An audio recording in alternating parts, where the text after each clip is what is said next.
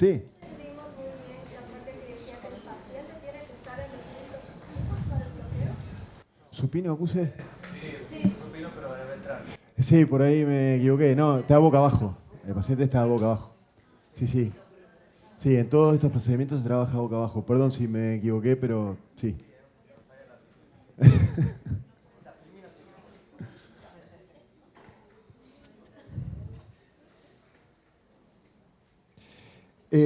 Bueno, vamos con síndrome radicular, bloqueo transforaminal. Otra situación bastante frecuente.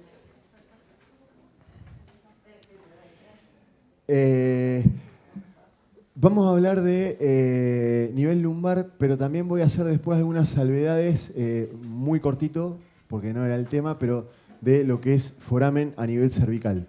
Porque hay diferencia acá en lo que es hacer un foramen a nivel lumbar y lo que es hacer un foramen a nivel cervical. Primero arrancamos con esto. Lumbociatalgias es el dolor que se irradia en uno o más dermatomas lumbosacros, que puede ser acompañado o no de otros síntomas de irradiación o alteración de la función. Lo primero que hay que hacer siempre es una disquisición entre lo que es dolor radicular y radiculopatía. El dolor radicular es puramente dolor, mientras que cuando hay una radiculopatía hay alguna pérdida de la funcionalidad. Bien. Existen factores de riesgo para los dolores de este tipo que coinciden un poco con los dolores acroilíacos y coinciden un poco con los dolores facetarios, como son el sexo femenino, la obesidad, antecedentes de lumbalgias, ansiedad y depresión. Fíjense, les vuelvo a repetir, no me puse de acuerdo con Julián, pero fíjense que aparece como factores de riesgo. Y esto es tan importante que yo confieso que he tenido algunos pacientes que he evitado hacerles un bloqueo porque el componente este es tan importante que ya sé de antemano que con ese paciente no me va a ir bien con el bloqueo. Me ha pasado. No, pero además le pones puré en el piquito al pajarito ese porque en realidad le estás dando la forma de sentirse peor, realmente. De convalidar lo que... De convalidar lo que él Sí. está sintiendo, de sentirse peor, así que son pacientes para verlos muy, Sí. muy bien realmente. Sí. Porque además, una de las características de la depresión o una de las características de los pacientes que tienen un componente psiquiátrico importante es la cosa proyectiva. Y acuérdense esto, no para bloqueos, para todo lo que hagan en dolor. Los pacientes tienen un componente proyectivo y quieren ponerte a vos, pasarte a vos exactamente lo que les está pasando. Entonces, hagas lo que hagas, uno va a tener la culpa de lo que a él le pasa. Y a veces empeora. Pero esto Sí. es fundamental. Sí. Esa evaluación fina que nosotros hacemos del paciente es, este paciente es apto para lo que fuere, porque realmente se complican. Todos hacen alguna complicación, pero y después no funciona. Y Sí, lo que usted me hizo sí. no funcionó. Lo que Sí, usted sí, sí, totalmente. son muy proyectivos Totalmente. los pacientes. Yo tengo ahora, el viernes que viene me parece, tengo que hacer una radiofrecuencia de ganglio de la raíz dorsal a una paciente que tiene fibromialgia. La paciente la vio un colega que hizo el curso el año pasado y le hizo un bloqueo transforaminal diagnóstico. Anduvo bien unos días, como corresponde al diagnóstico, anduvo bien unos días, después volvió con dolor. Me llama él, el colega, me dice, che, mirá, no me gustó, qué sé yo, te la voy a mandar a vos, a ver, te la mando a vos. Me la manda a mí, le hago un diagnóstico, tuve exactamente el mismo resultado que él, ni mejor ni peor, anduvo bien unos días. Obviamente yo le había explicado a la paciente que el camino era bloqueo diagnóstico, radiofrecuencia. Después dije, ¿para qué dije eso? Porque... Y se lo dije, yo soy muy frontal en el consultorio, la última vez que la vi, le dije, mirá, con tu antecedente de fibromialgia, yo no estoy absolutamente seguro que una radiofrecuencia te solucione el problema, sobre todo con... Uno ya con el tiempo va encontrando en el relato de pacientes cosas que como que no van cerrando, en el relato, en el dolor, y bueno, era el caso. Entonces digo, no va a andar bien con la radiofrecuencia. Y no la pude convencer. Me dice, yo me la quiero hacer, yo me la quiero hacer, yo me la quiero hacer. Bueno, la anoté. La paciente se hace mesoterapia, que no sé qué le harán. Me dijo, hace cualquier cosa. Pero no sé, capaz me equivoco, pero probablemente la paciente no ande del todo bien con la radiofrecuencia tampoco. Así que es un factor, diría, de riesgo y pronóstico también importante. Bueno, obviamente trabajos y actividades que requieran carga, peso, etcétera, etcétera, tiempo parado, esto para todo lo que sea patología lumbar, obviamente, y tabaquismo. Esto es un dato muy importante que tenemos que saber y también en consonancia a lo que decía Julián ayer, sin ponernos de acuerdo. La evolución en general de los dolores radiculares es muy buena, sin tratamiento. Esto es sin tratamiento. Sin tratamiento, el 90% de los dolores en un año evolucionan favorablemente. Y eso el paciente lo tiene que saber. Lo que pasa que muchas veces el paciente no puede estar un año con dolor, entonces uno lo trata igual. Pero uno tiene que ser muy claro con eso y decirle al paciente que va a evolucionar muy probablemente favorablemente. Y muchos de los pacientes en un corto plazo. Por eso también la recomendación, esto sí está escrito en la bibliografía, es no tratar las lumbociatalgias en periodo agudo. Que siempre hay algún vivillo que las trata en periodo agudo porque se cobran. Pero claro, yo he llegado a escuchar a gente decir, tratala rápido porque se va a curar solo. Juro que lo he escuchado. Gaby, ¿no tratarla con intervencionismo o no tratarla con psicológico? Ningún tratamiento. Ningún tratamiento. Evolución libre, la evolución es buena. La evolución es buena. Lo fundamental en esto, la realidad, es que el paciente trate de reincorporar y hacer actividad física. Mientras no haga, porque muchas veces asociado a esto aparecen los dolores miofaciales, pero mientras el paciente lo haga, en general la evolución es esa. Decime. La crisis aguda, el dolor agudo, el paciente está tirado, me duele, no doy más, haga algo. Yo las crisis agudas las trato, por un mes las trato farmacológicamente. Salvo alguna vez, excepcionalmente, me ha pasado que el paciente no puede caminar literalmente y ahí, me ha pasado. Me pasó una mujer de un neurocirujano que me dijo, mi mujer no puede caminar. Bueno, era no me acuerdo si era un feriado o un domingo, pero un día que no... Y fui al hospital, le hice bloqueo y la mujer por lo menos se fue caminando. Pero la realidad es que si el paciente puede tolerar o con fármacos puede manejar ese primer periodo agudo, muy probablemente ande bien en los primeros 30 días. Ya si pasan 30 días, yo no espero 3 meses tampoco, espero un mes. Si en un mes no anda bien, ahí por ahí sí lo trato. La etiología, hay diversas etiologías, pero en general hay dos grandes etiologías dependiendo si el paciente es menor de 50 o mayor de 50. En los menores de 50, la gran etiología es la hernia de disco que comprime la raíz. Y en los mayores de 50, fíjense qué interesante, la faceta, porque la faceta forma el límite posterior del foramen.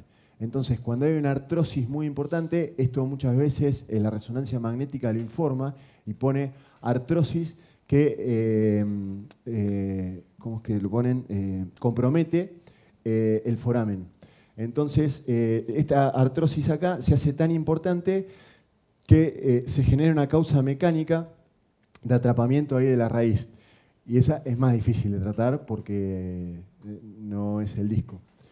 Pero bueno, las etiologías pueden ser o porque el disco va para atrás y lo comprime, o porque la faceta se agranda por artrosis y lo comprime de atrás.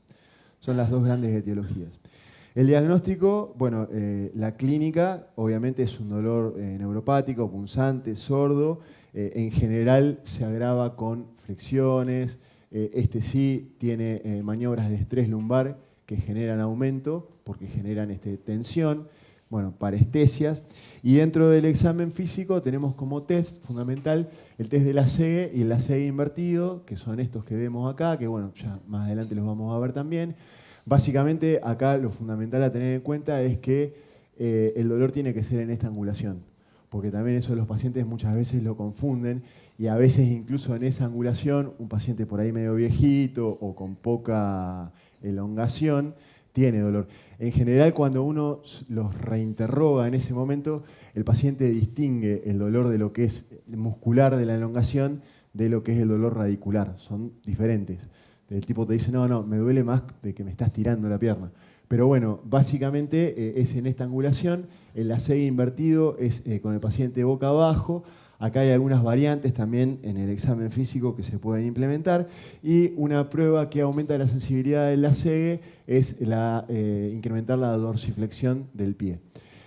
Básicamente lo que se hace es tironear la raíz que está comprometida y en ese tironeamiento se comprime más y eso genera mayor dolor. Es fundamental para hacer el tratamiento intervencionista que tengamos muy claro esto. No me voy a poner a repetir, a leer todo este cuadro acá, se los dejo, ya se los había dejado, me parece, en la parte de anatomía, y si no, bueno, les va a quedar ahora, pero esto es como el Padre Nuestro, lo tienen que tener en la cabeza absolutamente cuando interrogan al paciente. No es lo mismo que el paciente diga que le duele acá, que el paciente diga que le duele acá, que el paciente diga que le duele el pie. Si le duele el pie, ¿qué le duele? La planta del pie, el dedo gordo, los dedos externos, todos corresponden a un diferente nivel de compromiso. Y así el dolor, la parestesia, el trastorno motor y el trastorno del reflejo, todos tienen un diferente nivel. Y eso es fundamental en la evaluación. ¿Por qué? Porque vuelvo a repetir a lo que venimos hablando en todo este tiempo. El paciente puede tener imagen en todos los niveles. Es una cosa habitual. El paciente viene, tiene protusión L1, L2, L3, L4, L4, L5, L5, C1. ¿Y cuál le duele? ¿Todas? ¿Cuál trato? ¿Todas? No, voy a tratar la que tiene concordancia con la clínica. El paciente viene y me dice, no, me duele hasta el pie, la parte de el dedo gordo del pie. Bueno, ese es C1. Los diagnósticos diferenciales, descartar banderas rojas, ya las habíamos mencionado, ahí las tienen, síndrome de Cauda-Equina, dolor facetario, entre otros. El método para confirmar el diagnóstico es el bloqueo radicular selectivo. Entonces, a partir de ahí tenemos el tratamiento, que puede ser conservador, farmacológico, intervencionista. Dentro del conservador tenemos ahí las opciones farmacológicas y dentro del intervencionismo. El intervencionismo, vuelvo a repetir, lo que está recomendado es el tratamiento de casos subagudos. Yo por lo menos agudo no trato casi ningún caso. ¿Qué opciones tenemos dentro del tratamiento intervencionista? Los bloqueos peridurales. Los bloqueos peridurales los podemos hacer a través de una vía transforaminal, a través de una vía interlaminar o a través de una vía caudal. Y bueno, ya con más complejidad, que en general uno no es tan frecuente que llegue a esto, adhesiolisis, salvo que el paciente tenga antecedentes de múltiple cirugía, etcétera, etcétera, que uno por ahí la piensa más tempranamente, y eventualmente la estimulación eléctrica, que lo vamos a ver el año que viene. ¿Saben en qué consiste el bloqueo transforaminal, interlaminar, caudal? ¿Todos tienen claro eso? Bueno, es importante que lo primero que tengan claro que siempre estamos hablando de espacio peridural. Siempre son bloqueos peridurales. Son vías de abordaje diferentes del espacio peridural. Y ahora vamos a mostrar qué importancia tiene esas vías de abordaje diferentes. Básicamente, cuando uno hace un bloqueo interlaminar, uno está poniendo la aguja desde posterior hacia anterior, ese bloqueo peridural que hacemos todos los días como anestesiólogo, y ponemos la aguja acá.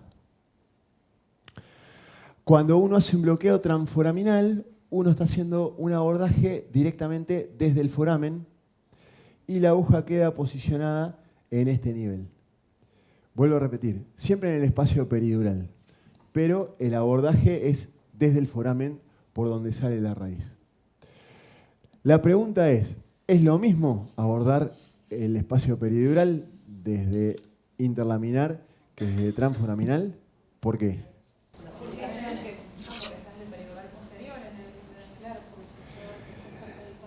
Ya hace bastante tiempo, este autor, que es un médico argentino radicado en España, que tiene un montón de publicaciones de este tipo, pero además tiene, ¿lo conocés a Miguel Ángel Reina?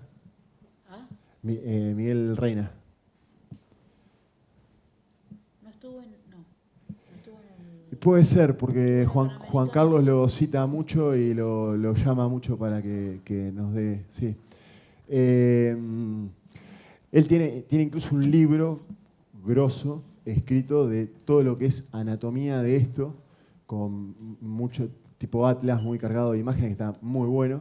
Pero bueno, también tiene escrito artículos así, que los pueden encontrar fácilmente citando esto en Google, donde habla de el estudio de la morfología. Es muy interesante porque habla de todo, de lo que es la dura madre, la aracnoide, etcétera, etcétera, etcétera. Pero cuando llega a espacio peridural, hay muchas cosas que uno tiene que tener en cuenta. Y uno fundamental es lo que decía Victoria, que no es lo mismo el espacio peridural posterior que el espacio peridural ventral. Acá dice, en la parte superior de la figura, vemos el espacio peridural anterior, estrecho, y en la parte inferior, el espacio peridural posterior con forma triangular. Está limitado por el ligamento amarillo. No sé si acá lo aclara, en esto no. Bueno, la cuestión es que todo ese espacio peridural, Reina lo describe como limitado por ligamentos. En ese pequeño espacio peridural hay, obviamente, microscópicamente, mucha cantidad de ligamentos. Entonces, de lo que se habla, esto no está absolutamente demostrado, después lo voy a poner en trabajos, pero lo que se habla es que no es lo mismo el abordaje desde... me quedé sin... Bueno. Bueno, déjame que redondeo. Redondeo esto y después seguimos. No es lo mismo abordar desde posterior que desde ventral, porque la difusión de lo que yo pongo en posterior probablemente llegue menos hacia el espacio anterior que si yo lo abordo desde anterior. Por eso es que se habla de esto. Vuelvo a repetir, esto van a encontrar incluso trabajos que no encuentran diferencia entre un abordaje y otro, pero muchos trabajos hablan de que la elección en una radiculopatía es el bloqueo transforaminal. Y de hecho la evidencia le da la mejor evidencia al bloqueo transforaminal que queda a continuación. ¿Fluoroscópico o por anatomía como más se las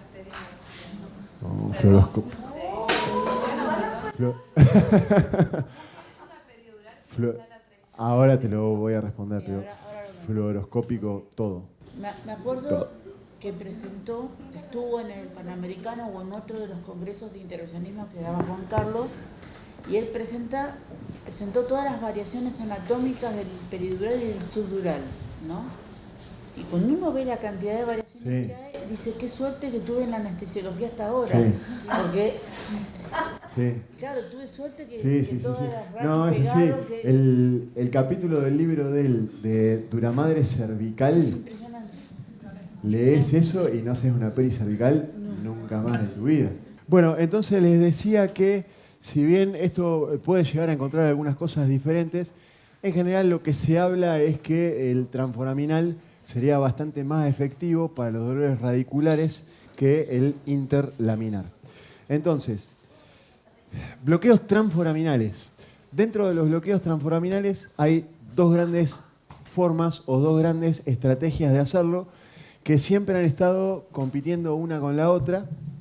Digamos, la primera que se describió fue la supraneural, después se le adjudicaron problemas a la supraneural, se describió la infraneural, y actualmente hay un trabajo muy nuevo, que ahí lo puse, es 2023, donde se hace un contrapunto de ambas técnicas y cada una tiene sus pros y sus contras. ¿Qué significa supraneural? Bueno, básicamente que uno pone la aguja por encima de las estructuras neurales, que son el ganglio y la raíz. Básicamente, cuando uno ve una imagen oblicua, como es esta, de columna, lo que uno tiene lo que uno sabe es que más o menos, o sea, a ver, primero vamos a ver si nos ubicamos acá en lo que estamos viendo. Voy a poner acá si no tapo. Tenemos articular, tenemos el ojito del perro, que es el pedículo, tenemos la transversa, tenemos el cuerpo vertebral, tenemos la articulación facetaria superior, tenemos la articulación facetaria inferior, la articular inferior, el ojito del perro inferior y, bueno, el cuerpo de la vértebra inferior. Debajo del pedículo, ¿no? La articular. La transversa, o sea, está media escondida acá. Tiene que estar acá. Ah, tenés razón, es sacro. Tenés razón, es sacro. Es L5. Está bien, acá está la cresta ilíaca. Perfecto. Pero bueno, podemos ver acá, en esta de arriba, el ojito, la articular y la articular. A veces pasa que los pacientes o tienen osteosporosis o son viejitos o lo que fuera, y uno no ve las estructuras con mucha claridad, y lo que tiene que tener en cuenta detalles anatómicos, como por ejemplo, en general los pedículos siempre se ven bastante bien. Entonces uno tiene que saber que el pedículo siempre tiene que estar saliendo hacia lateral la transversa, no hay otra cosa ahí. Y hacia superior la articular. Lástima que no tengo una columna acá para mostrar, pero bueno, estos son detalles que, por ejemplo, saber que la... ¿Hay una columna? Ah, bueno. La articular siempre va a estar en el tercio superior del cuerpo vertebral. Esos son detalles anatómicos que uno los tiene que tener siempre en cuenta porque son referencias constantes, tanto para ecografía como para fluoroscopía. Entonces, básicamente, lo que uno ve acá es que entre pedículo y pedículo queda el foramen. Ahora con la columna lo mostramos más claramente, pero básicamente por ahora quédense con esa idea. Entre pedículo y pedículo, bueno, acá es sacro, pero vamos al de arriba, pedículo y pedículo, queda el foramen. A nivel lumbar, más o menos, esto lo digo a nivel lumbar porque depende de la altura donde estén, eso lo escribe Reina también, el ganglio de la raíz dorsal se va modificando, pero a nivel lumbar generalmente se ubica en la mitad del pedículo. Es decir, el ganglio va a estar en este nivel y la raíz va a estar en este nivel, como está dibujado acá, en este nivel y ahí. Entonces yo puedo hacer el abordaje por encima del ganglio, como está acá, o por debajo del ganglio. Uno se va a llamar supraneural, el que es arriba del ganglio, y otro debajo del ganglio. Y se le llama triángulo de seguridad a este triangulito que queda acá, que es de seguridad porque uno está lejos de la estructura neural. Lo que uno trata de evitar es la estructura neural. Hasta ahí vamos. Ahora por ahí con la columna queda un poco más claro cuando lo veamos, pero básicamente es eso. Básicamente lo que uno va a hacer en el bloqueo supraneural es poner la aguja en relación inmediatamente inferior al pedículo y a la apófisis transversa. Entonces vas a acceder al foramen en la parte superior del foramen. ¿Qué gran problema tiene esta técnica y que por eso se cambió en su momento? Yo les había dicho cuando vimos la parte de anatomía que la inervación vértebro-medular que viene por ramas de la aorta llega por la mitad del cuerpo vertebral. ¿Se acuerdan de eso? Que cuando hablábamos de intervencionismo sobre el cuerpo vertebral, nunca hay que trabajar en la parte de la mitad del cuerpo vertebral. Siempre se trabaja en el tercio superior o en el tercio inferior. Toda la inervación. De hecho, creo que les mostré a ustedes una imagen, ¿no? de un contraste que estaba vascular, que se veía el vaso bien en la mitad. Eso incluso hasta con ecografía a veces se puede ver. Siempre en la mitad del cuerpo vertebral recibe. La mitad del cuerpo vertebral yo les dije que es la transversa. Entonces la vascularización está en este nivel. Es la vascularización del cuerpo vertebral, pero también son los vasos de la aorta que van a ir a dar ramas a la parte de la arteria medular posterior y van a dar irrigación medular. Entonces, si yo pongo una aguja acá, tengo grandes chances de meterme en uno de esos vasos. El triángulo de seguridad es de seguridad en lo que respecta a las estructuras neurales, pero es más inseguro en lo que respecta a vascular. Por lo tanto, en la técnica supraneural, el gran riesgo es la inyección intravascular. Por eso se cambió y se empezó a hacer la retrodiscal o la infraneural que ahora vamos a ver. Bueno, entonces básicamente, esta es la posición en oblicua. Entonces, como les decía, uno pone la aguja por debajo del pedículo. En general, no me quiero explayar demasiado porque si no, no vamos a terminar más, pero, porque es muy específico de intervencionismo, pero en general, salvo algunas, por ejemplo, faceta, que no es tan estricto, pero en general siempre trabajamos con la aguja de esta manera, que eso se llama visión túnel. Cuando ustedes ven la aguja como un punto, es que están trabajando en visión túnel. Es algo que uno tiene que entrenar y entrenar y entrenar, porque obviamente no es fácil. Que la aguja esté así significa que está absolutamente alineada con el haz de rayos. No está ni acostada, ni en sentido cefálico, caudal, ni medial, ni lateral. Está absolutamente alineada con la estructura de los rayos. Esto, trigémino, transforaminal, qué sé yo. La mayoría de las técnicas se trabaja con esta visión, que es visión túnel. En el facetario a veces se puede perder la visión túnel, que yo en el fenopalatino no se trabaja con visión túnel, pero hay muchos bloqueos. ¿Por qué es esto? Porque es una cuestión de seguridad de mi práctica. Porque yo sé que pongo la aguja ahí, en esa posición, y si yo voy con esa aguja derecha, caigo en el lugar donde tengo que caer. Si no, si la aguja está torcida, si yo no la veo en visión túnel, se puede desplazar para cualquier lado. Ah, gracias. Sí, la tengo yo. Ah, genial. Espectacular. Gracias, Adri. No importa. Ah, gracias. Ah, igual la tengo. Después de última la cuelgo. Sí. Bueno, no sé si van a ver todos, pero básicamente, fíjense que la anatomía vertebral tiene cuestiones que son muy constantes. Una es que, como les decía, el pedículo está en esta posición. Del pedículo, como ven, no sale otra cosa que la transversa. O sea, yo identifico el pedículo acá, para el costado siempre va a estar la transversa. Esto, tenga lo que tenga el paciente, siempre va a tener la transversa ahí. Que esté escoliótico, que esté... Si yo identifico el pedículo, sé que hacia lateral voy a tener la transversa y hacia superior voy a tener la articular.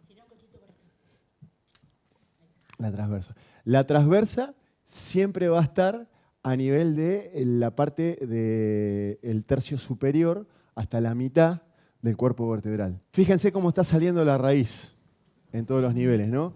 Entonces, si yo hago una técnica supraneural, mi aguja va a estar colocada acá. ¿Estamos todos de acuerdo? ¿No se ve? Entonces, va a estar en esa visión, fíjense que está debajo del pedículo. Yo esa visión, para ustedes, la están viendo así. Acá la están viendo AP. Acá la están viendo, ahí voy. Te vamos a hacer tratamiento del cuello después. La están viendo así.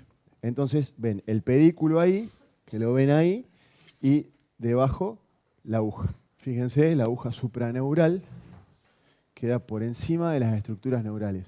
Ahí están en AP, ahí están en oblicuo, acá está el pedículo, estoy trabajando por encima del pedículo. Estoy justo en la parte de la mitad del cuerpo vertebral, que es donde están llegando todos los vasos. Acá vienen todos los vasos, cualquier libro de anatomía que... ¿De oblicuidad? No, es mucho 45, 20, 30 grados. Vos lo que tenés que buscar es la imagen del perrito de Le Chapelle, pero esa imagen más o menos la encontrás entre 20 y 30 grados. No mucho más que eso. Estándar. Obviamente por ahí el paciente tiene una rotación de columna o lo que sea y hay que buscarla, pero más o menos es por ahí.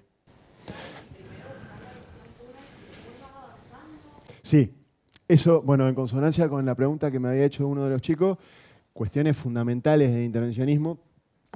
Uno siempre va a trabajar buscando el target en piel sin clavar la aguja. Uno tiene el paciente acostado, apoya la aguja, pide rayos. La aguja no está proyectada sobre el target, la corre, pide rayos, hasta que la aguja está proyectada en el target. Supongamos mi target es acá, yo tengo que ver la aguja acostada, que la punta quede proyectada ahí. Está proyectada ahí, agarro, la clavo a la aguja. La clavo, pido rayos. Generalmente siempre va a quedar con alguna desviación la aguja clavada 1 centímetro en superficie. Empiezo a corregir, corregir, hasta que encuentro la visión túnel. Cuando encuentro visión túnel, esa es mi seguridad de que la aguja va a ir proyectada al lugar donde yo quiero.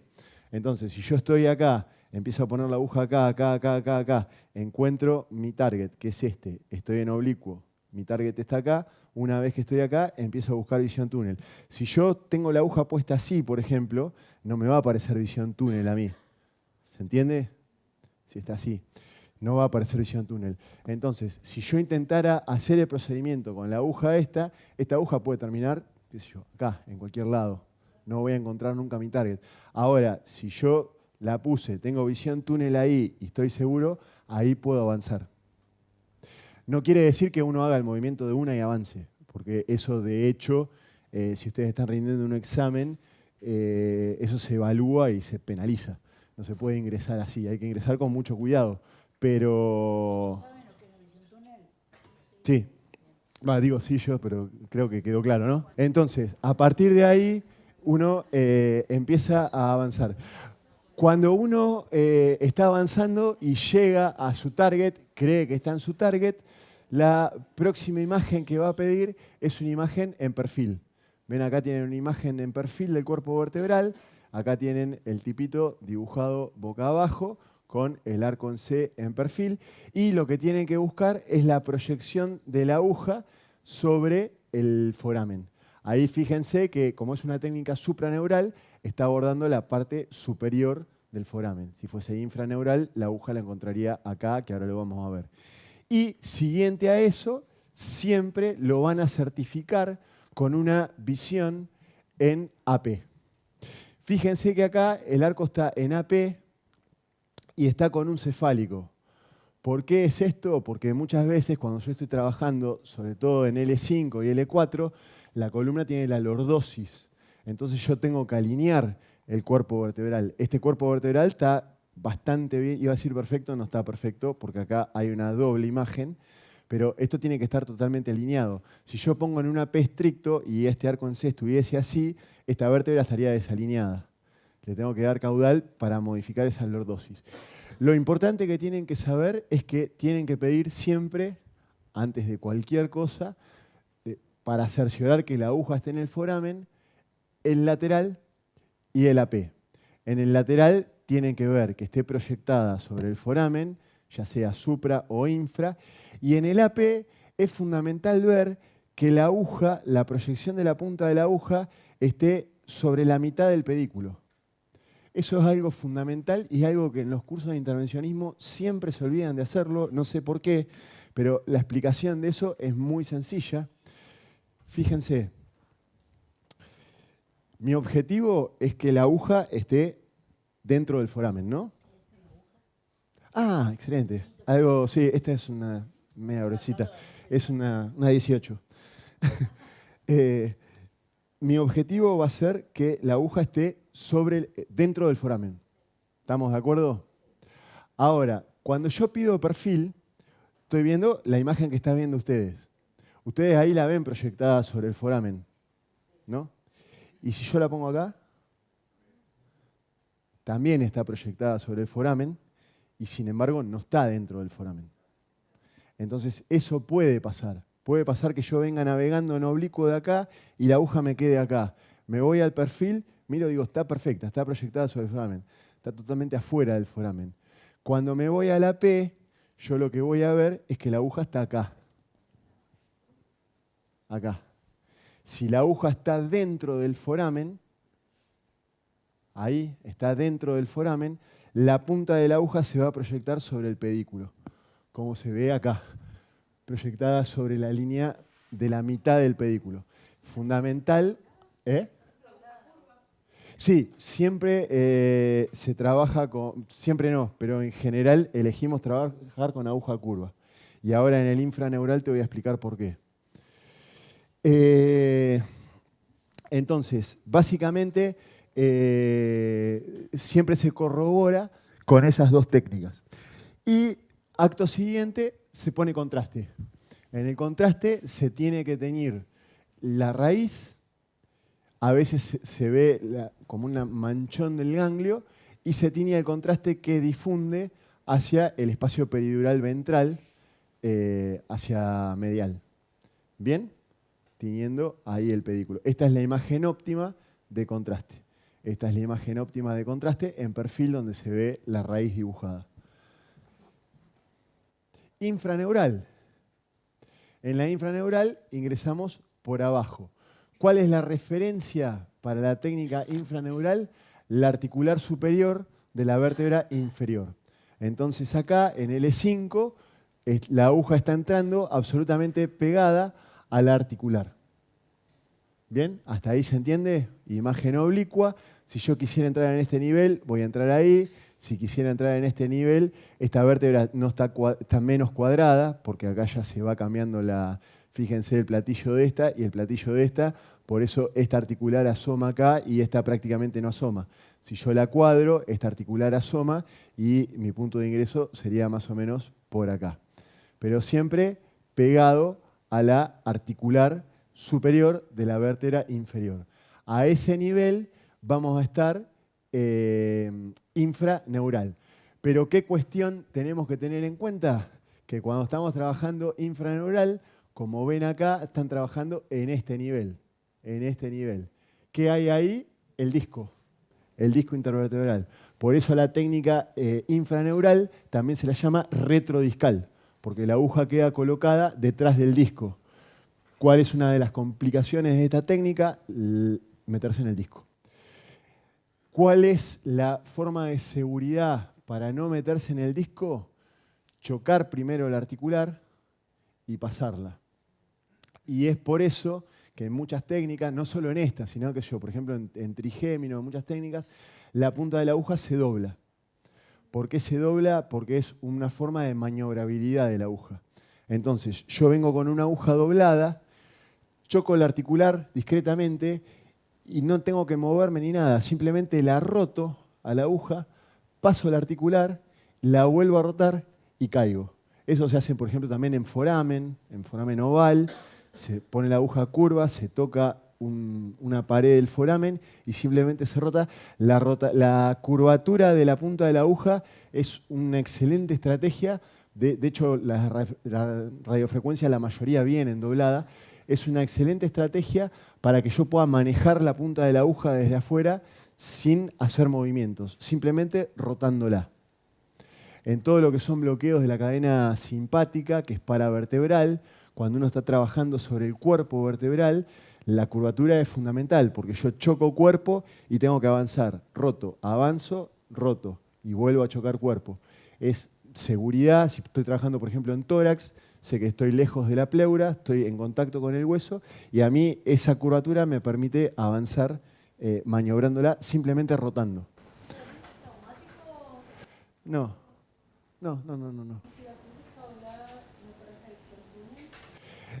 Sí, la punta de la aguja siempre la vas a ver un poquitito, siempre un poquito torcida, pero es también una estrategia para ver dónde está direccionada la punta. Sí, ya te digo, las radiofrecuencias la mayoría vienen dobladas. Eso no sé exactamente quién lo describió, pero bueno, alguien describió que era, y bueno, fue aceptado, y bueno, realmente es muy práctico trabajar con la aguja así. Y si es un bloqueo diagnóstico, estás con una RAQI, la doblás. En general no. La podés usar, pero en general no. Sí, es muy gruesa. Sí. Entonces, este es el ingreso infraneural. En el ingreso infraneural, la aguja, fíjense que va a quedar proyectada en la parte inferior. Acá no la veo muy bien, pero tiene que estar proyectada. Capaz que quedó afuera. Bueno, no la veo, acá no la veo. Ah, acá está. Ahí está. Proyectada, fíjense que debajo, en la parte inferior del foramen, y queda bien detrás de esta estructura, que es el disco intervertebral. ¿Bien? Técnica infraneural. También se corrobora en visión AP para que la aguja quede relacionada con la línea media pedicular. Y bueno, acá tenemos todas las referencias. Se pone contraste y se ve la tinción del espacio peridural ventral hacia medial y hacia lateral. Visión lateral, visión AP. Acá tienen una de las complicaciones de esta técnica, que ¿qué pasó acá? Está en el disco. La aguja está en el disco, el contraste está en el disco. Entonces, esa imagen es subóptima.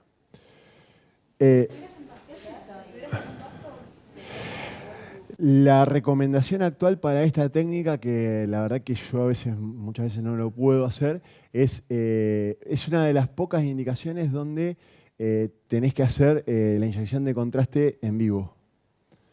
o sea, con radioscopía continua. En general nosotros evitamos mucho trabajar con radioscopía continua por todo lo de radioseguridad que dio el doctor Flores a principio, ¿se acuerdan?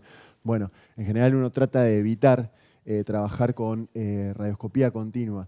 En este punto, la mejor recomendación es hacerlo con radioscopía continua en vivo, donde uno inyecta contraste y está viendo qué pasa. Si no tenés la posibilidad de hacerlo en vivo, lo más probable que pase, si estás en un vaso, es que... Lo más probable es que no veas el contraste, que veas el dibujo del vaso, porque por ahí puede ser un vaso con un flujo lento. Si es un vaso arterial, por ahí te lo lava el contraste y no ves nada. Si es un vaso con un flujo lento, por ahí no vas a ver la imagen óptima, no vas a ver esta imagen, sino vas a ver la imagen del vaso. Y acá también una de las complicaciones es la inyección axial o subaracnoidea. También vas a ver la distribución así del contraste en toda la columna. Esas son posibilidades.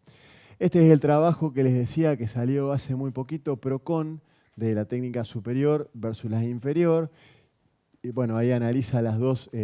La técnica inferior, el triángulo este se denomina triángulo de Camping, y en la técnica superior se denomina triángulo de seguridad, supraneural, infraneural. Acá está el ganglio. Y ahí tienen un resumen de los PROCON, básicamente, de la técnica supra. Bueno, obviamente, supra no tenemos prácticamente riesgo de inyección intradiscal, menos riesgo de inyección intratecal, bueno, etcétera, etcétera. Las contras, un gran riesgo de inyección intravascular, gran riesgo de... el ganglio está medial hacia cefálico. O sea que cuando entramos cefálico tenemos más chances de provocar una lesión nerviosa que cuando ingresamos inferior. Y bueno, todo lo contrario para el triángulo inferior. Bloqueo caudal es otra posibilidad de acceder al espacio peridural. Esto, bueno, básicamente se hace... Esto muchas veces se puede hacer como técnica híbrida. Entonces con el ecógrafo se encuentra el hiato sacro, ahí se pone la aguja. Yo lo único que veo con el ecógrafo es el hiato sacro y la aguja que pasa ahí. Después de ahí para adelante ya no puedo ver más nada porque el canal sacro me hace cono de sombra, sombra acústica, y no tengo posibilidad de ver para atrás. Entonces lo que puedo hacer es el approach inicial con un ecógrafo, colocar la aguja ahí y pedir radioscopía ya directamente en perfil, como es esta. Si lo hago solamente con radioscopía, primero voy a pedir esta incidencia, que es la incidencia AP. En la incidencia AP voy a identificar el hiato sacro y ahí voy a poner la aguja. La aguja, hay algunas recomendaciones de ponerla. En general, acá sí se trabaja con aguja de peridural y se ingresa con la aguja de peridural con ¿cómo se llama? El bisel orientado hacia anterior del paciente, digamos, es decir, como acostada. ¿Se entiende? El bisel como si estuviese apuntando, el paciente está boca abajo, el bisel como si estuviese apuntando a la panza del paciente.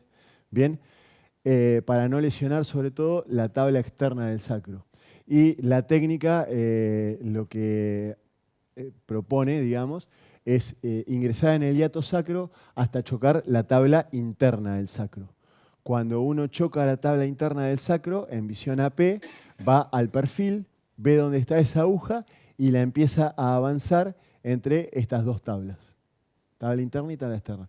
En pacientes osteoporóticos, ancianos, etcétera, etcétera, la tabla externa del sacro puede estar muy deteriorada y la puedo romper con la aguja. Por eso, en general, el bisel se avanza hacia ventral. Bueno, una vez que estoy, puedo hacer la inyección de contraste. Acá tienen la inyección de contraste en AP y la inyección de contraste en perfil, como cualquier peridural caudal. Eso iba a decir. El contraste, sobre todo acá en general, ¿no? Pero sobre todo si están haciendo este tipo de procedimiento, tiene que ser contraste apto para mielografía. Mucho cuidado con eso. Pueden aparecer muchas complicaciones secundarias al uso de contrastes no aptos. Pueden aparecer complicaciones porque yo hice una subaracnoidea, inyecté un contraste que no es apto para subaracnoideo, o incluso está descrito, no sé si en la bibliografía, pero tengo colegas que le ha pasado, de inyectar contraste no apto y provocar irritación radicular, aunque el contraste esté bien colocado. Así que, mucho ojo, siempre utilizar contraste aptos para mielografía. Eso lo tienen en el prospecto del contraste. Este trabajo es un trabajo que evalúa las diferentes vías de acceso y llega a la conclusión que la vía transforaminal es más efectiva que la caudal y la interlaminar. Y bueno, concluye que se puede atribuir esta observación a que la medicación básicamente se coloca en el espacio peridural ventral. Pueden encontrar otras opiniones. Esto lo pongo porque para mí tiene mucho sentido y creo que los que hacemos intervencionismo defendemos esto, por eso defendemos tanto la vía transforaminal, pero la verdad es que si uno empieza a buscar no es algo absolutamente concluyente. Sin embargo, cuando uno ve las evidencias en estos libros de evidencia, fíjense que la vía interlaminar de administración de corticoides tiene evidencia menor que la vía transforaminal. Si la hernia está extruida, si es un paciente con hernia extruida, fíjense que la evidencia cae absolutamente. Eso también hay que saberlo y hay que avisárselo al paciente. Cuando el paciente tiene una hernia impactada, muy probablemente estos bloqueos sean menos efectivos. Y por otro lado tenemos las radiofrecuencias, que también tienen un nivel de evidencia bastante bueno. Paso rápido esto, pero vuelvo a insistir, aunque ya lo hablamos en farmacología, por favor, la seguridad del corticoide, el corticoide ideal para las inyecciones peridurales, plagado de estos trabajos. Los corticoides pueden ser no particulados o particulados. El no particulado es la dexametasona. Creo que es el fosfato de betametasona. No estoy absolutamente seguro. Hay uno de las dos betametasonas, creo que es el fosfato, que se la considera es el único corticoide que se considera con un nivel de partícula intermedia. No tiene el tamaño para pertenecer a particulados, pero tampoco para no particulados, y lo que dice la bibliografía que cuando se lo añade, sobre todo con anestésicos locales, se transforma en un particulado. Por eso en general la beta se considera particulado. Así que no particulado, la dexa. Ahí tienen una imagen de micrografía de lo que es un corticoide particulado y un corticoide no particulado. Y la conclusión de ese trabajo es que muchos de estos eventos corresponden a la inyección posterior a la inyección de corticoides particulados en una arteria. Por eso, fundamental, fluoroscopía, porque es el único método que a mí me permite contrastar y cerciorar que no estoy en un vaso. No hay otro método, no hay ecografía, no hay tomografía que a mí me permita asegurar que la aguja no esté dentro de un vaso. Fundamental, fluoroscopía.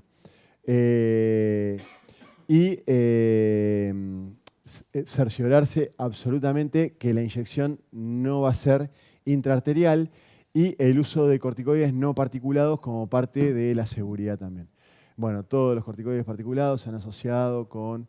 esto es un trabajo que la eterna discusión, si es mejor en cuanto al efecto un corticoide particulado que un no particulado.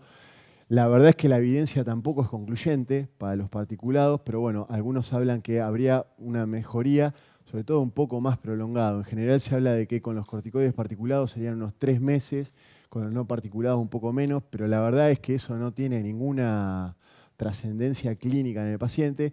Sin embargo, las complicaciones y las recomendaciones, hay recomendaciones de la FDA sobre el uso de corticoides particulados y acá tienen toda la serie de recomendaciones de la FDA.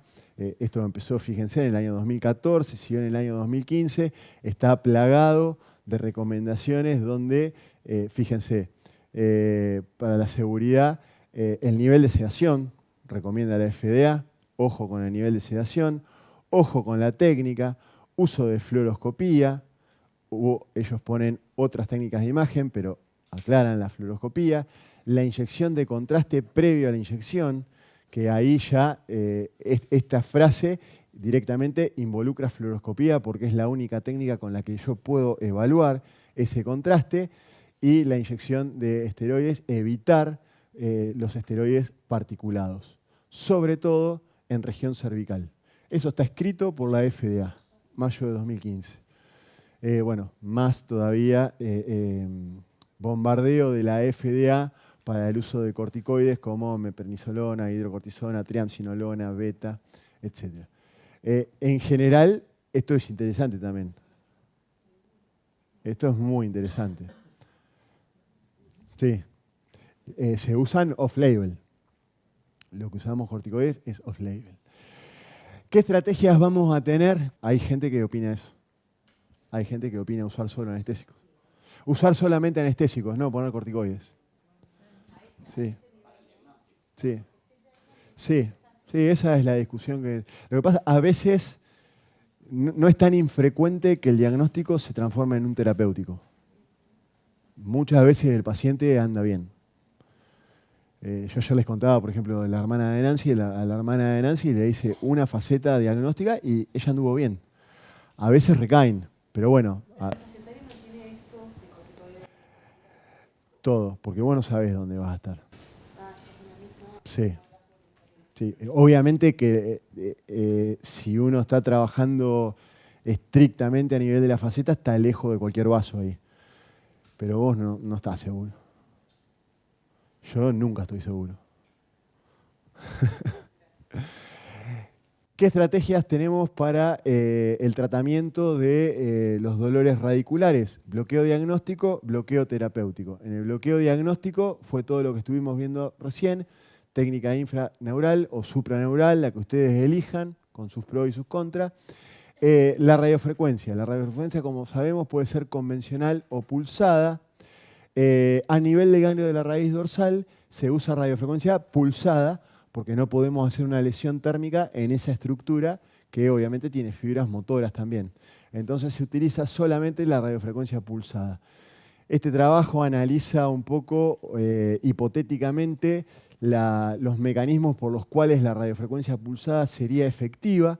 Y básicamente es el trabajo que yo les mencionaba ayer, que pensé que lo había puesto ayer y no, lo puse en la de hoy.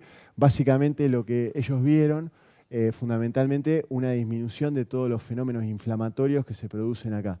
En general, este dolor tiene un componente inflamatorio, sobre todo en agudo, bastante importante. Después se hace un circuito de reentrada, pero el componente inflamatorio es muy importante, sobre todo si hay rotura del disco y liberación de todo el núcleo pulposo que tiene todos factores proinflamatorios.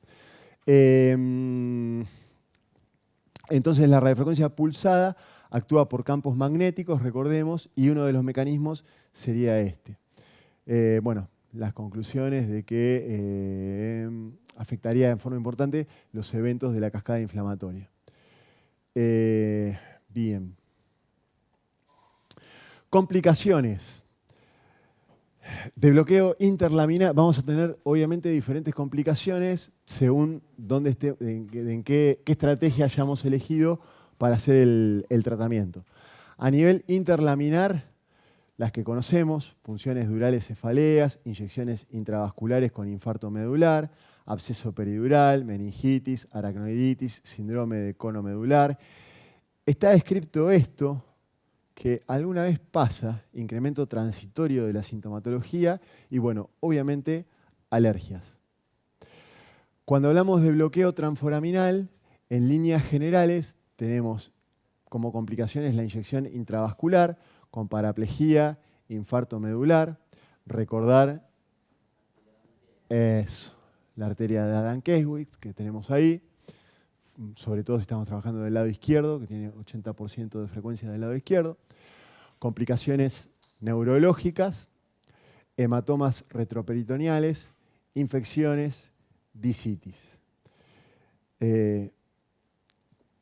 Bueno, iba a contar una que me pasó con una discitis que no, pero no.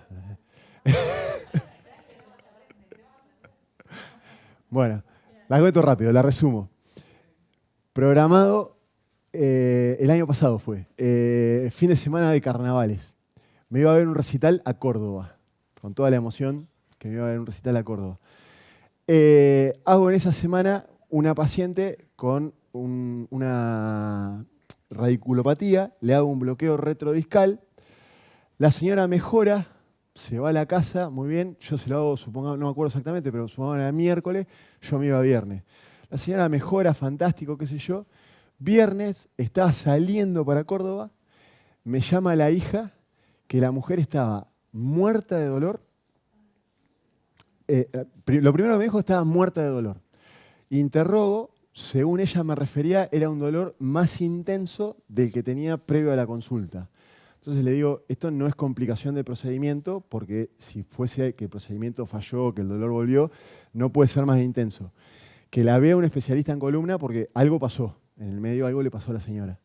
Bueno, mensaje siguiente, me dice, además se hace pis. Cuando me dice se hace pis, digo, ¿cómo que se hace pis? No, sí, se hace pis. Bueno, le escribí a un amigo que es clínico, que es compañero, hicimos toda la carrera junta, un clínico que trabaja en el mismo hospital que yo. Le digo, che, mira, me pasó esto y esto y esto. Por favor, evalúenla en la guardia a la señora.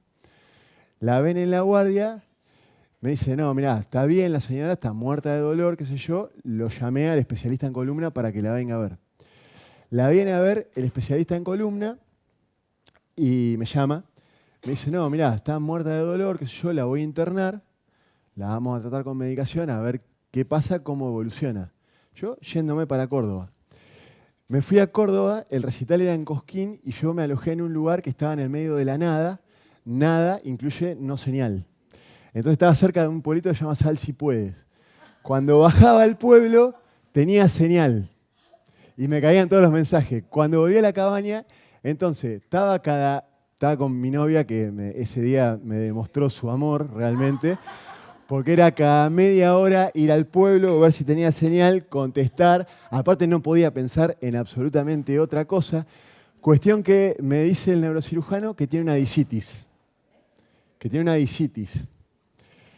Yo digo, mirá, yo estoy seguro que en el disco no me metí. Yo puse contraste, tengo las imágenes, en el disco no estaba. Ahora, aseguro, se lo llevaron preso. Tenía una disitis después de un retrodiscal.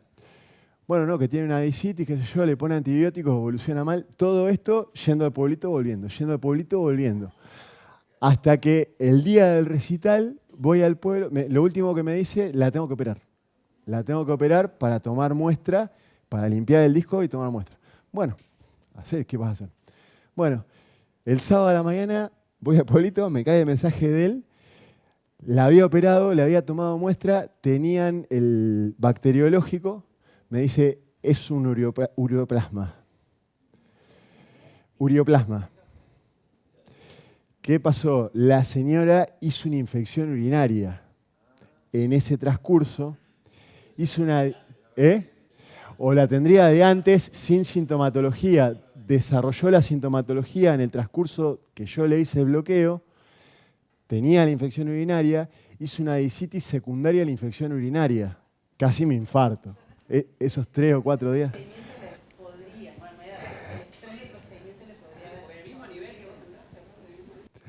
Era un nivel arriba. Que eso también llamaba la atención. Pero les vuelvo a repetir, tampoco cuando te pasa, o sea, uno lo primero que dice, fui yo. Si hubiese venido un estáfilo, estaría en Sal si puedes, todavía en la cabañeta. Nadie sabría de mi ubicación. De mi paradero. Estoy acá porque vino un ureoplasma. Pero fueron el peor fin de semana largo de mi vida. Pensé que me moría. Pero bueno, hay que tenerlo en mente, la disitis. Y pasa. Y después lo pensé, sí, pero...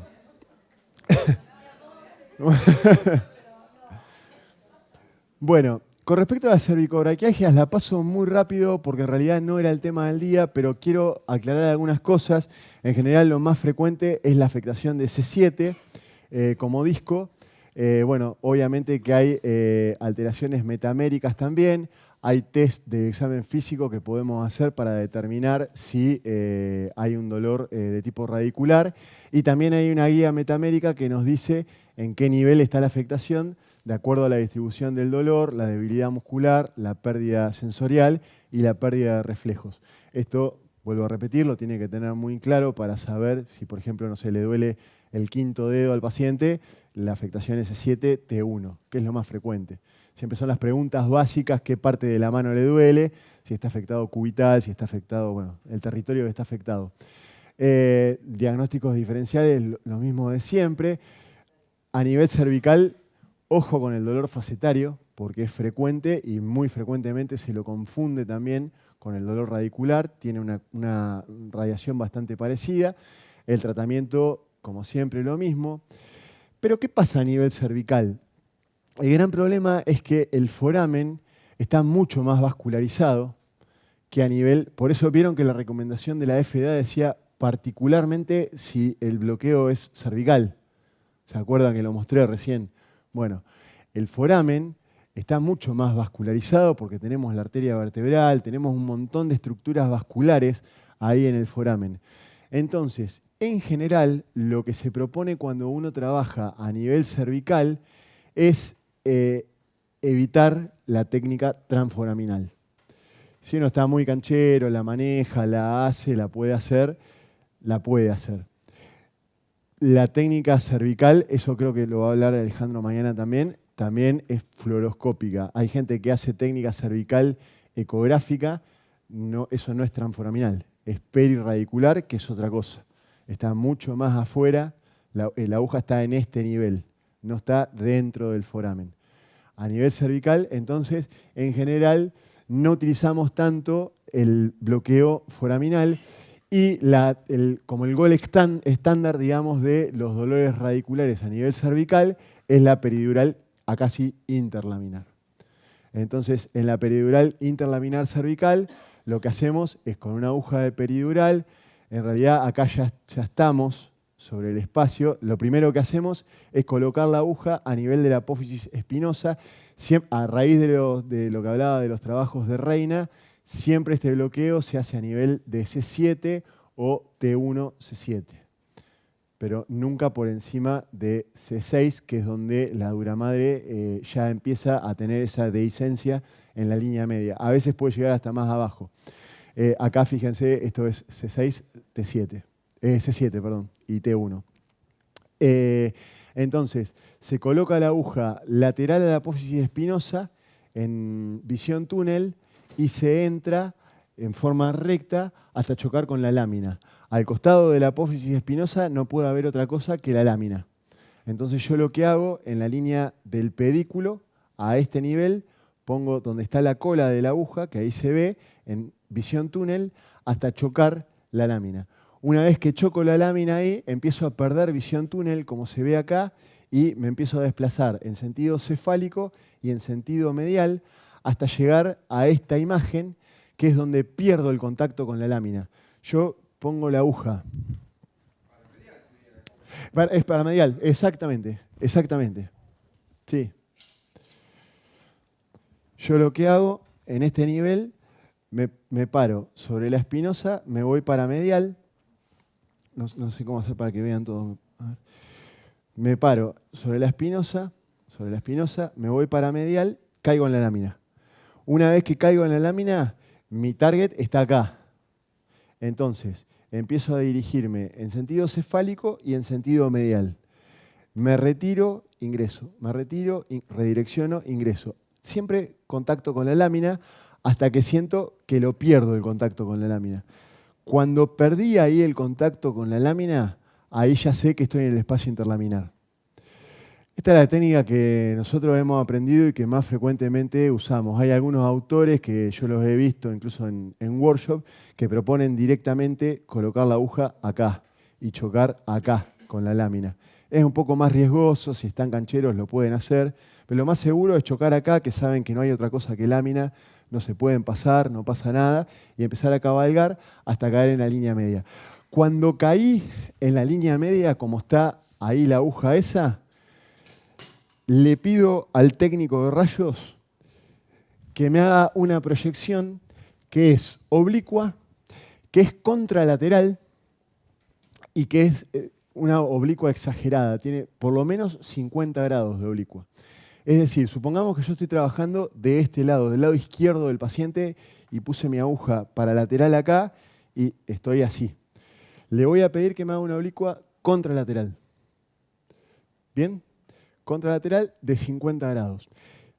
En esa oblicuidad, lo que ustedes van a ver es esta imagen que se forma acá, que se forma acá, que se forma acá, que se forma acá, que es la línea de la lámina. Ustedes están viendo, en AP casi diría, la lámina cervical, porque la proyección de la lámina cervical es como ven, la lámina está así, ¿no? La lámina está con esta orientación. Entonces, si yo me voy oblicuo contralateral para allá, yo la lámina estoy viendo de frente. Entonces se dibuja esa imagen que se llama, a este punto, se le llama punto J. Entonces, cuando yo tengo esta imagen, es esta misma imagen en perfil. En ese oblicuo en perfil no, en ese oblicuo contralateral, fíjense que la aguja está apoyada justo en el borde superior de la lámina. Ahí ya perdí contacto. Acto siguiente, progreso la aguja. Progreso la aguja hasta pasar esta línea interlaminar. Una vez que yo... ¿Se entiende? ¿Se entiende? Una vez que yo pasé esa línea interlaminar que ven ahí, yo ya sé que estoy en el espacio peridural. La mayoría hacen la técnica con esa referencia, pasarla fluoroscópica. Pasan la línea interlaminar y ahí están en el peridural. Yo siempre tengo mi jeringuita con solución fisiológica ahí al lado y corroboro. Les digo la verdad, porque es lo que yo hago. Pero van a escuchar muchos que directamente dicen que eso no es un paso innecesario, que directamente pasando la línea interlaminar ya están en el espacio peridural. Sí, a veces no lo sentís. A veces lo sentís, es como a nivel lumbar. A veces sentís bien el clavarte en la dura madre, a veces no sentís nada. A veces es muy laxa. No, pérdida de resistencia no. Pérdida de resistencia no. Yo, a partir de esta imagen, empiezo a avanzar basándome en esa imagen. Yo, por ejemplo, ahí, me paro ahí avanzo la aguja. Avanzo 1 milímetro. 1 milímetro, pido rayos. Avanzo 1 milímetro, pido rayos. Avanzo 1 milímetro, hasta cerciorarme que la aguja pasa a la línea interlaminar. ¿Bien? Sí, sin nada. Sí.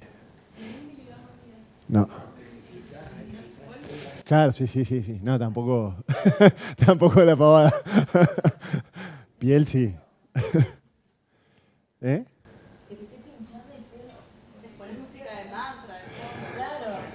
Podría adoptarlo. Una vez que estoy ahí, inyecto el contraste y lo que veo es la tinción del contraste en el espacio peridural y ahí ya podemos hacer la inyección de lo que vayan a hacer. ¿Alguna...?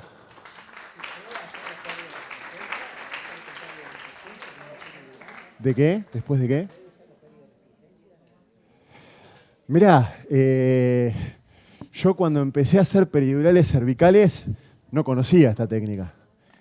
Y hice muchas en el policlínico, no sé si ustedes, muchísimas, sin rayos. La hacía con la técnica vieja, paciente sentadito en un banquito, con la cabecita apoyada en la camilla, palpaba y entraba y la hacía ahí como una peridural lumbar.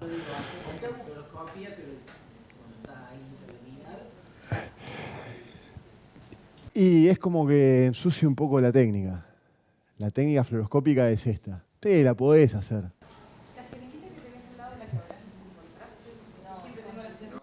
No. Yo tengo una para ver que no haya resistencia. No hago pérdida de resistencia. Sí corroboro que no haya resistencia. Sí. ¿Cómo? Una TUI 18.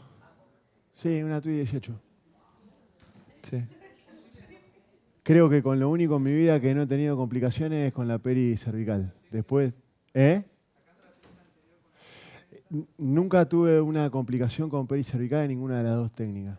A ver, complicaciones grosas, digamos. Sí tuve, por ejemplo, ahora que me acuerdo, que me preguntás, un paciente que muchas veces la peridural cervical, como es peridural interlaminar, el paciente anda bien, que justamente una de las cosas que se describe con la técnica interlaminar en todos los niveles por esta cuestión de la anatomía, es que el paciente anda bien, pero la duración en general del efecto es menor que cuando uno hace en espacio peridural ventral, como sería un transforaminal. Eso está descrito en muchos trabajos, tiene mayor duración. Entonces, muchas veces los pacientes peridural cervical, como es cervical el espacio peridural posterior, los pacientes muchas veces recaen, les dura corto tiempo. Y yo lo que hago es las repito. Les repito, y por ahí con 3, 4 peri, el paciente ya anda bien. Con un paciente me pasó en una de las veces que tuvo una parestesia clara. Se ve que o la aguja estaba un poco lateral o no sé qué habrá pasado, pero en el momento del ingreso tuvo una parestesia que la refirió en el momento, la refirió en el post, te diría 2 o 3 horas del post, y después se le pasó. Es un paciente que fue, no complejo, pero el paciente tenía mucha patología cervical y tenía el hombro totalmente roto. Un flaco que trabaja. Corría en cuatriciclo y trabajaba, no me acuerdo qué cosa, de electrónica de autos, una cosa así, no me acuerdo exactamente qué, que tenía mucho postural, porque trabajaba en espacios muy chiquititos, siempre con las manos arriba. Entonces fue bastante difícil dentro de todo hacer el diagnóstico. Yo le traté primero la parte cervical, mejoró parcialmente, después le traté el hombro y ahí mejoró del todo. Tenía un componente de hombro también, sí, metido ahí. Y en una de las oportunidades, ese flaco que le hice una peridural hizo dolor referido al hombro por la parestesia que había sentido en el bloqueo. Pero ya te digo, le duró unas horas del post, ni siquiera la tuve que tratar con medicación, nada. Le dije, mira, si esto te sigue, te voy a dar alguna medicación. No fue necesario. Fue la única complicación grosera. Tengo referencia de amigas que han ido a rotar a otros países con gente que, no voy a decir dónde, pero con gente que decía que hacía mucha peridural cervical, que la hacía muy como la hacía yo antes, con la vieja técnica, y ellas me han descrito perirraquis cervicales, pero dice que el tipo era como que, no sé, se le hubiese, no sé, como que retiraba un poquito la aguja y inyectaba. Terminaba, ni siquiera cambiaba de espacio. Eso me lo dijeron dos amigas que fueron, María Bartés, la verdad es que hizo el curso con nosotros, María Bartés y Vilma Álvarez, que fueron a rotar ahí. ¿Eh? No, por lo menos, no. Ellas dicen que las que vieron ahí, que fueron más de una, dice que ninguna tuvo ninguna complicación, que yo lo primero que pensaría, y de hecho es el gran miedo que tenemos todos, porque estás ahí, dice que no, ninguna tuvo complicación.